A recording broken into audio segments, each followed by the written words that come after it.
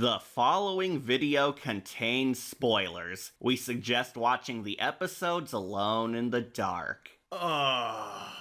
That was some party. Oh hey Wolfpack, welcome back to Cat's House of Yes Return. Your goofy kitty catastrophe just survived one of the darkest eras of history. Barely kept all his lives intact, witnessed many friends and foes die, and leaped into a battle across the cosmos.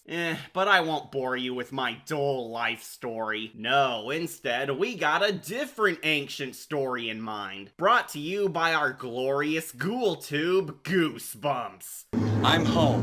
After the grand epic event of Carlsville, what better way to get back to basics than with a classic spooky story on Mummies. Oh boy, R.L. Stine's weakest monster.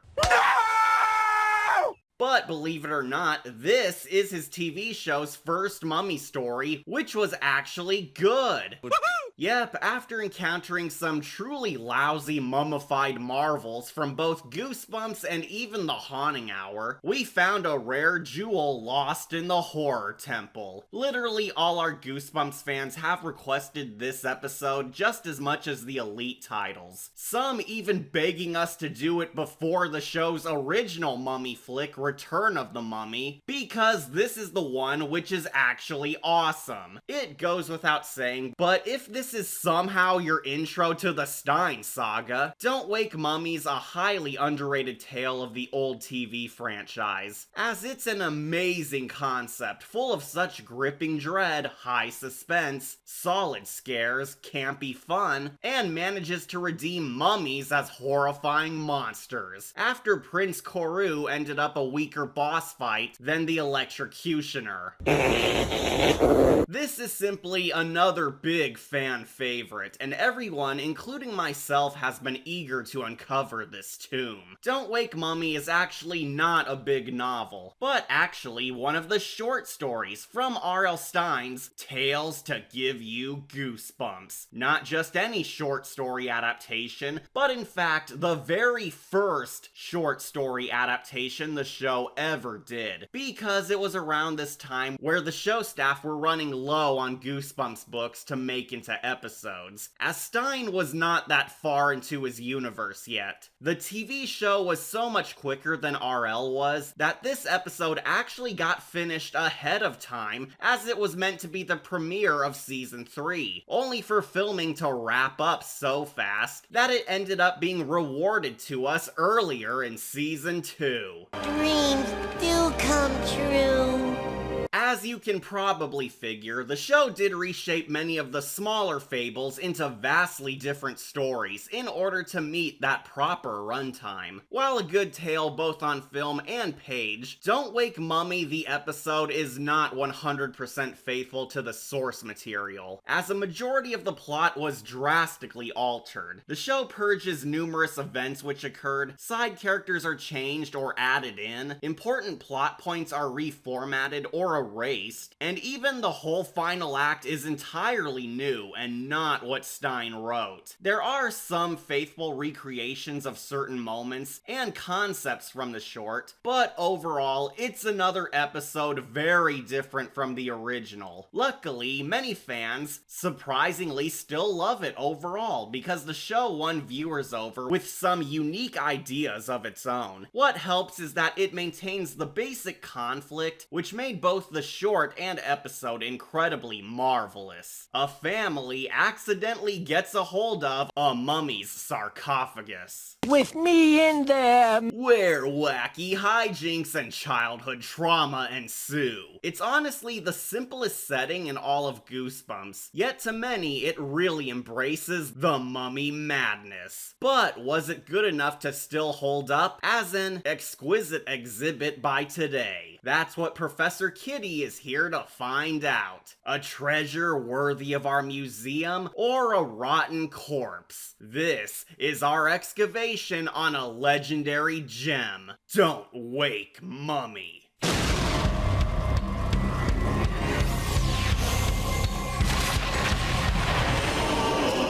So, our episode opens up with the inner monologue of our main character, Jeff Carter, a cowardly little dork who's more easily scared than Carly Beth, and often the victim of spooky pranks of his nasty bitch sister Kim, whom he hates because she's an idiot bully, where we see the idiot bullies him again with Halloween toys because he's such a wussy boy. I told you he'd freak, and you were right. Kim has made a bad habit of picking on Jeffy with endless pranks for most of their life. But his luck's about to get worse when Clark Kent shows up delivering them a mummy! Oh boy! We quickly learn the Carters are an archaeologist family who study ancient relics, and by some wacky antic, their Dr. Dad mailed a sarcophagus back home. Oh, if I had a nickel for every time we all had that mishap.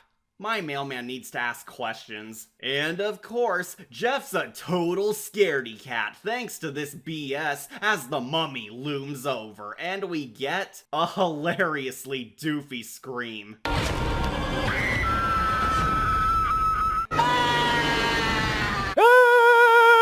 Okay, it's almost worth the lame fake out for that reaction. Too bad this jump scare was still lame because it would have worked if he wasn't looking directly at the tomb and the mummy wasn't somehow outside behind him. No! Mom's totally confused by all this, but is forced to hold on to the coffin for business, meaning they're keeping mummies around all summer. Oh! Naturally, our hero Jeff's genre savvy and remains unrest by this guest. And I won't lie, this scene used to scare me as a kitten.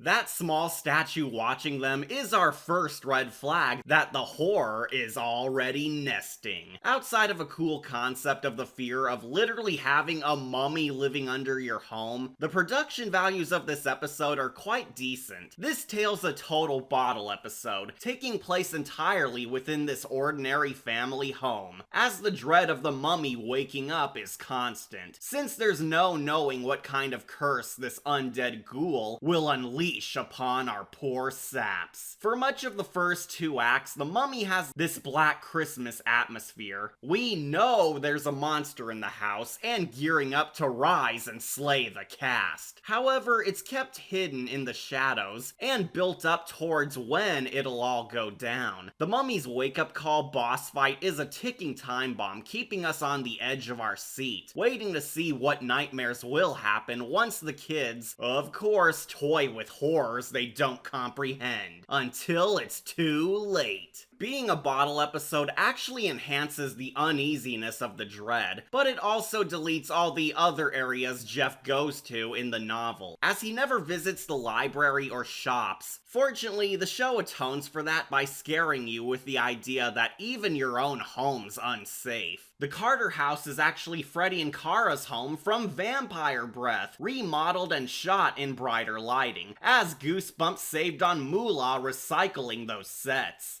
Money!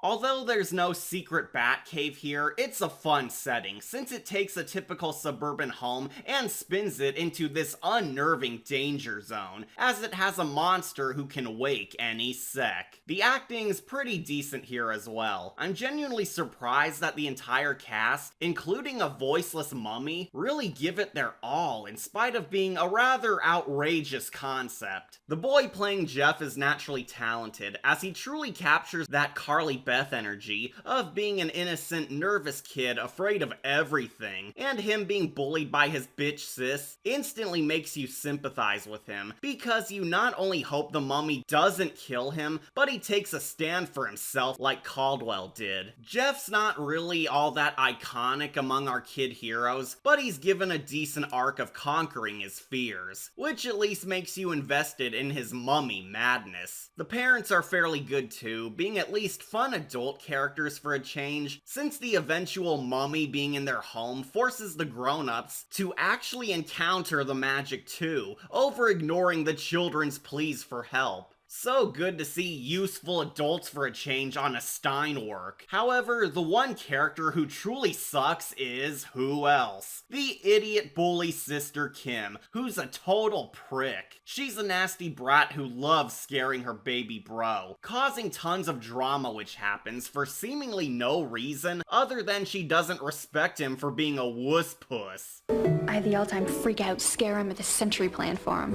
Why do you hate him so much? I don't hate him. He's just a wimp, that's all. And wimps get what they ask for. She's evil! However, many hardcore horror fans overlook that because Kim's shockingly played by Kimberly from Final Destination 2. Yes, for reals, Goosebumps actually had another horror movie legend guest starring on this goofy anthology show before her big break. AJ Cook surprisingly plays a dang good mean girl, as you barely recognize her going from sweet, adorable, ingenue Kimberly to the smarmy, obnoxious twit that is Kim. What's the matter, Jeffy? Don't like eyeballs on your pizza? As if you didn't know I hate alls when you ordered it. It was a joke. Have a sense of humor. What if there's a curse? I know all about curses. I got you for little brother, didn't I?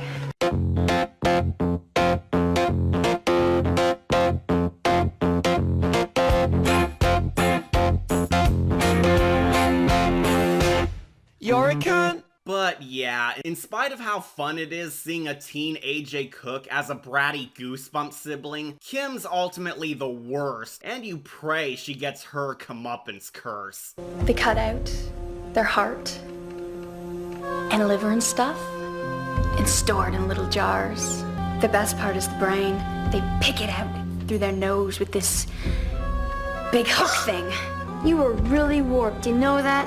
Lastly, one of the most notable changes book fans will point out is that the show grants Kim a beta bitch bestie, Shauna, who was not at all a character in the short. I think Shauna was inserted in this story to not only expand the cast, but to give Kim somebody to talk to during her scenes, since Stine's inner thoughts writing couldn't translate so well if the characters were talking to themselves, or because Shauna has XP dealing with spooky ghouls in her own apartment. She's just another bitch who simply bounces off Kimmy, acting as her villainous minion and possible girlfriend? Can Shauna sleep over? As long as the parents don't mind.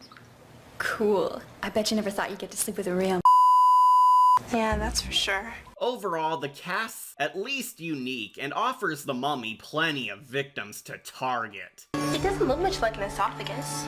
Sarcophagus. The fam get acquainted with their new adoptee, but uh-oh, mom needs to go work things out at the office, leaving Kim to babysit all night. Where, surprise, surprise, she's a bitch to Jeffy, scaring him some more. works every time. Fucking bitch. Hey, you know what'll put those mummy fears away? Watching scary mummy movies. Don't! The kids watch a copyright-friendly bootleg of Boris Karloff's Mummy, foreshadowing things to come, as well as acting as a loose reference to the book's MacGuffin, mummy dust. You see, in the short story, a worrisome Jeff learns that mummy dust is a sacred artifact which can control the undead, and he went out to purchase some just in case their family mum stirred up trouble. This is a key plot point which is heavily rewritten on the show, namely that it doesn't exist. Jeff never actually gains mummy dust. It's used as a fake-out misdirection to fool viewers into thinking it'll somehow play a part in the arc, but it's covering how the goofy B-movie's climax is similar to the real mummy's attack, hinting at a grim future.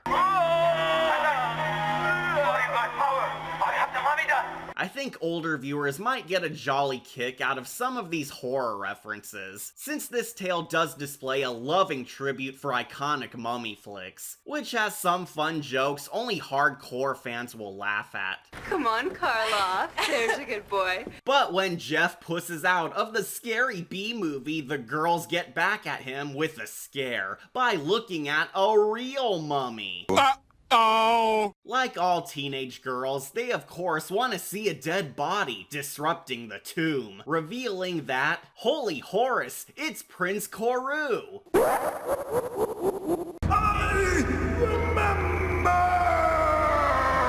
That's right, Peter Jarvis returns as the Mummy once more, since fate has finally gifted him a good Goosebumps episode. If you didn't watch our last Mummy Mayhem, Peter Jarvis portrayed the undead in the exact same costume and makeup before on Return of the Mummy. Tragically, that tale did not use him well, and he got cucked by his hot sister stealing the show, rendering him a weak final boss. Lucky for him, the episode rectifies that mistake by showing him in the spotlight full time, and granting Jarvis deeper nightmares. His Mummy character is vastly greater here, as the show has way more fun with him. Do you think they put his cat in with him to keep him company? I wonder if that's important, Kat said non-condescendingly. But Big Sis pulls a betrayal, locking Bro down, where we at last get easily the best scene, the Mummy rising, traumatizing kids everywhere.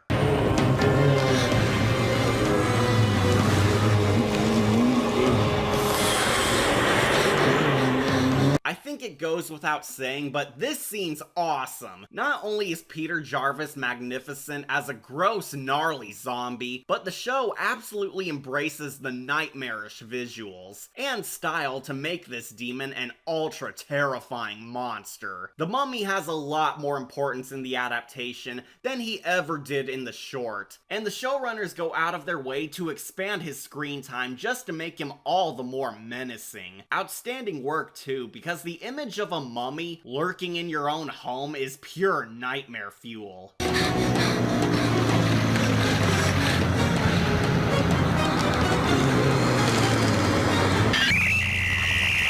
Little Red escapes and cries monster! He's alive! The mummy's alive! The mummy's alive!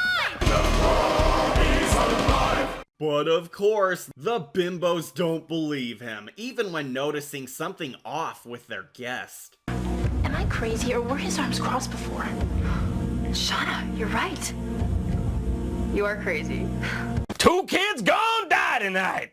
Alas, thanks to their idiocy, they broke our one titular rule, and Pharaoh's pissed. Urge to kill rising. While Jeff uses his Crypt TV covers as a monster shield, we get a painfully obvious fake out of Mom being mistaken for the ghoulie. Honestly, I think this scene only exists for this cheesy gag. I thought you were the mummy. No, I'm the mommy. Lame! The boy cries monster, but of course she doesn't believe him, somehow writing it all off as a bad dream. Right. Yeah, because anyone who experiences this would totally think it's merely a dream. This whole family's way too chill about keeping a corpse in the rumpus room. Mom tries calming her son by having him help her study the mummy to prove he's dead, only to unlock his backstory. This is actually one of the benefits of the adaptation, because in the book, the mummy didn't have a deep origin story. This entire bio was made up for the show in order to gift our badass bad guy an awesome villain persona. According to the hieroglyphs, the mummy is actually named Amen Lukacs, a great descendant of King Ramses. Return the slab. There you go, kids. A shared universe and double the nightmares. However, Aman was not favored amongst the Ramses clan. Despite being born of noble blood, he was denied his place as pharaoh, where in retaliation, he killed his own brother to force himself atop the pyramid by swiping his rank. Jeez, and I thought Kim was me. Lukacs was a power-mad tyrant who ruled with a bloody fist, and wouldn't even let something like family stand in his way. He ruled until the day he died. But, unbeknownst to our heroes, a curse was placed over his tomb, as punishment for cheating his way up the ladder. Amen would never rest in peace so long as his vile temper and bloodlust plagued his mind, and he could never be free of the pain unless mortal once more. However, nobody would ever help him, since his history would only be looked back upon as bloody and merciless. That's right, this means that the Carters learn they own a killer mummy. It wasn't bad enough that you own a mummy under your roof, but you own a murderous mummy under your roof. This easily makes this mummy far scarier than our past Ragman, because the show's outright stating that he was a bad guy before he died, and resurrecting him only made him deadlier. What a cool way to make a generic mummy kick ass. Mom reads into this some more, only to get a call from archaeologist Dad at his fake backdrop, who called to inform them that he did ship the crate home on purpose to keep it safe, but warns them that no matter what, don't open the tomb before they compare translation notes, only to reveal the mummy walks. Uh-oh! Still a better guess than Jack the Ripper. Minor trivia, but Mr. Carter's job and role are vastly different. In the book, Professor C was a museum curator who held the mummy's sarcophagus at home until his exhibit was ready for it, while in the show he's instead an archaeologist out of the country, in order to keep him away from letting his fam know the curse is real until it's too late. A small change, but one which does help this adventure gain a more unique streak. Pharaoh Joffrey breaks into Jeff's room, only psych, it's just the idiot bullies messing with him, where Jeff actually smacks her down. Whoa, mad respect for Jeff. My points for you just increased. Mom breaks it up and totally grounds everyone, only for Amon to rise, in order to bury them underground. I'm taking my nap! The comedy's still here though, as Jeff hilariously mistakes him for Kim, only to see it's real as Mumra attacks. And this is most of the final act, a murderous mummy assaulting the gang as they flee for their lives. It's a simple epic climax, but super scary. It's amazing because it's literally just the ghoul straight up trying to murder everyone, with the cast coming close to death on a family show. The filmmakers do an incredible job, as this is the entire payoff behind the mummy. Peter Jarvis is a snarling beast. The stars react with proper fear. There's tons of masterful shots of the mummy being creepy, such as roaming around a normal house at dark. The mummy's backstory adds more dread to this, because he's a full-blown psycho killer after children, and the effects are gnarly, like this wicked scene of the mummy ripping his arm off.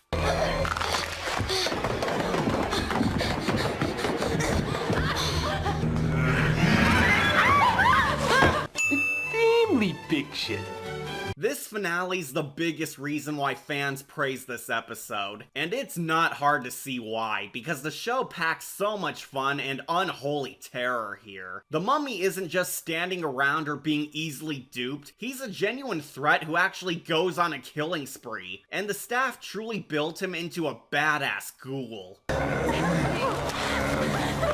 Of course, we still got a plot to unravel. Jeff tries to save the day by copying his movie and using mummy dust against Amon. Stand back! I have the mummy dust. You are in my power. I got a jar of dirt, I got a jar of dirt, and guess what's inside it? Only to learn that mummy dust is phony because the jar is really his heart, which Lukacs needs for a power-up. For you see, Amon can break his undead curse if he retrieves his heart, as it'll allow him to become mortal again, with enough strength to conquer the realm once more. And no sexy catwomen can stop him now! On a trivial note, this is a tad historically inaccurate. It's true that Egyptian embalmers did remove organs to preserve in canopic jars. However, the heart's the one organ they did not rip out, as it was believed to be too important to remove from the dead. They took out everything but your heart because your soul might need it. However, I actually think this concept benefits the story by adding to Lukacs's evil. I theorize this pharaoh's subjects deliberately purged his heart to give him a dishonorable burial, because Amon was a vile king. They won payback as it does have the curse tied to it, and the mummy needs it to be whole. After all, why would a monster like him need a heart anyway? Think about that. Jeff leads him away, but Amon corners him, where we actually see the jar shatter, exposing his beating heart. Family fiction. Dang, this episode has real gore. Hardcore, Stine. But miraculously, the heart fell on the garbage disposal, where the two fight over it. At last, our boy Jeff nuts up and wins against his demon.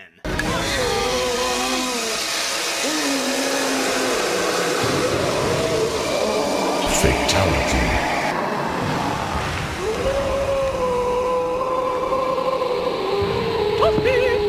Wow, those effects are genuinely amazeballs. The mummy's death looks so epic, 1,000 times superior to Koru's crying. Though it always bothered me that the mummy's heart was shredded on top of the garbage disposal, instead of going down the drain where the shredder actually is. You writers do know that this isn't how garbage disposals work, right? What? And ruin the plot? But happy ending. Carter wins. The mummy's dust, Jeff's brave now, all are safe, and even his bitch sister respects him. Besides getting scared straight, the ditzy girls get called out on their ditziness when they learn it's all their fault this happened. But I don't understand how the mummy came back to life.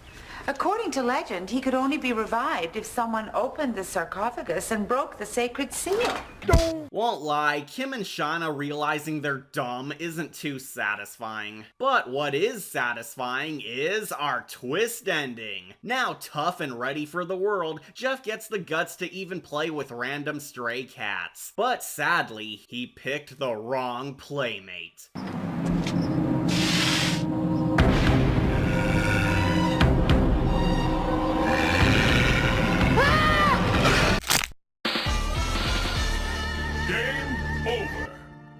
Yep, the Meow Me cat from earlier was still crawling and seeks revenge for its dead master. After all that, Jeffy gets punk killed by a demon kitty. Putrid little fiends! So, this entire final act and twist are completely different from the book. On the page, the mummy plays a way smaller part. Jeff actually gets haunted by the mummy alone for most of the plot, until he successfully locks it back inside the basement, where our book twist reveals it was Kim all along. Kim was actually the mummy spooking her bro the whole time, as it was all a prank, bruh. However, Kim ends up locked inside the basement at the end, mistaken for the mummy, before the Carter parents reveal at the end the curse was true, where the real mummy awakens with Kim locked in with him, hinting that she dies at the end. This is because R.L. Stine's version is a straightforward comeuppance story, where Kim's punished for scaring her baby bro, and wins her just desserts. However, the show changed this entire ending to make the mummy more vital in this mummy plot, and give Kim a redemption arc. Honestly, I'm kinda sad we didn't get this finale, or at least an altered version similar to it, since it's not only satisfying but also dark. I thought the book's ending was awesome for a scary ending, but the show sought a more campy, dark comedy ending, most likely because seeing a little girl get disemboweled by a murderer felt too grisly, and would have been too similar to the House of No Returns twist. But it's sad, because I would have rather enjoyed Kim suffering over Jeff. It really says a lot that R.L. Stine actually planned this character to be an irredeemable bitch who died in the end, yet the show was too afraid to do that and wanted a sappier arc. Regardless, that's the finale of the fan-favorite fable, Don't Wake Mummy. And it's a rare treasure which belongs in a museum. This story's pretty awesome. In my cat eyes, this is the good version of the Haunting Hours seance. Think about it. We have an urban legend who was real all along lurking in the kid hero's home, a socially awkward younger sibling afraid of everything trying to be cool, a bitch older sister who relentlessly scares and teases her younger sib, sacred rituals which lead to serial drama, and a final battle of the monster wandering the house looking for fools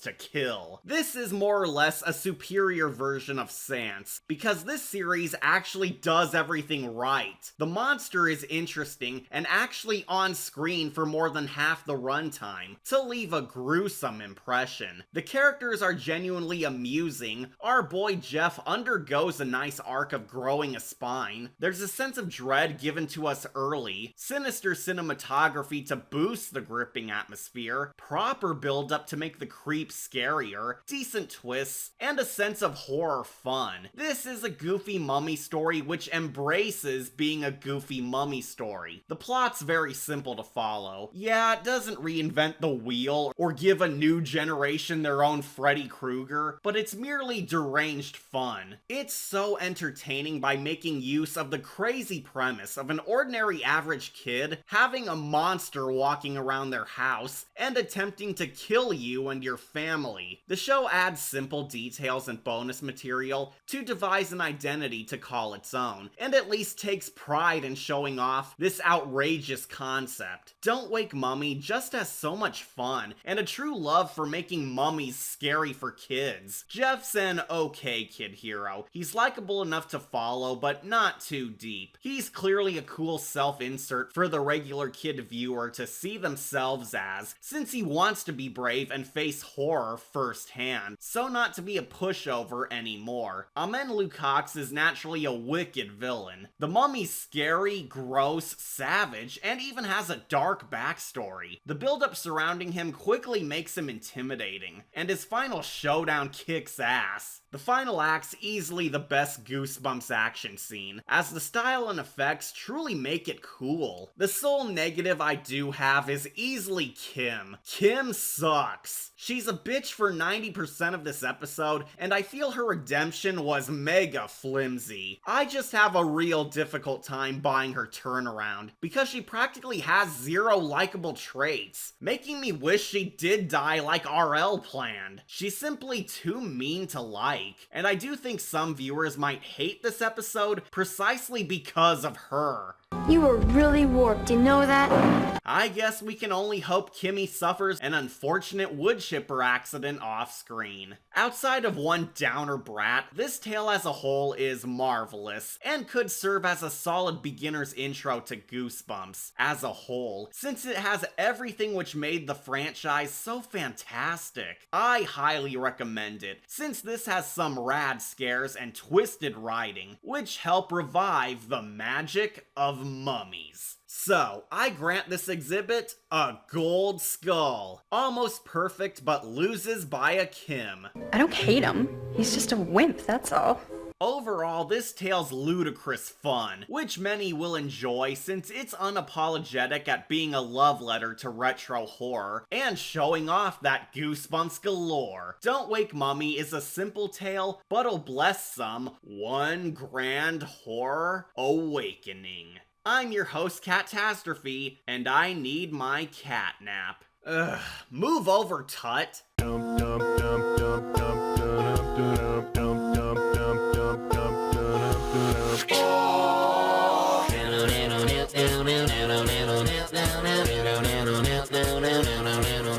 A little boy named Presley found a secret out this year, that he was once a pharaoh when Egyptians ruled the world, and now some sorcerer named Scarab tries to get him day and night. But Presley has 4 guardians to protect his very life. He has the mummies from 1525 BC. He has the mummies, protection for the new rap scene. He has the mummies, they're hanging by the Frisco Bay. He has the mummies, protectors of the world